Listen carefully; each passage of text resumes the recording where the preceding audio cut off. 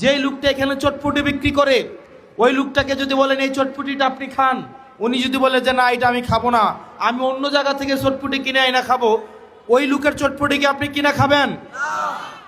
তা আমাদের দেশের যারা স্বাস্থ্য মন্ত্রণালয়ের দায়িত্বে, যারা শিক্ষা মন্ত্রণালয়ের দায়িত্বে, যারা দেশের দায়িত্বে, তারাই দেশের সুযোগ সুবিধা ভোগ করে না, বরং তারা বিদেশ থেকে দেশের টাকা পাচার করে সেখানে গিয়ে সুযোগ সুবিধা নেয়।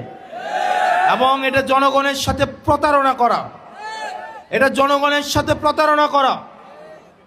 প্রিয় মনোহরগঞ্জবাসী, আমরা এটারই পরিবর্তন চেয়েছিলাম। আমরা চেয়েছিলাম এমন একটা বাংলাদেশ, যে বাংলাদেশে একটা সন্তান যখন ভূমিষ্ঠ হবে সেই জায়গা থেকে সে তার অধিকার বুঝে পাবে।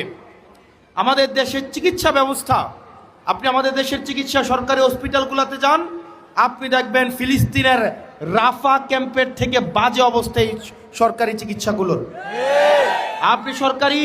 আপনি প্রতিষ্ঠানগুলোতে যান, শিক্ষা প্রতিষ্ঠানগুলোতে যান, সেখানে দেখবেন সেই স্কুলের প্রধান শিক্ষকের ছেলেকে ওই স্কুলে পড়ায় না, সেই এলাকার ইউনুর ছেলেকে স্কুলে পড়ায় না, ডিসির ছেলেকে ঢাকা রেখে পড়াশোনা করায়, আমলাদের ছেলে মেয়েদেরকে বিদেশে রেখে পড়াশোনা করায়।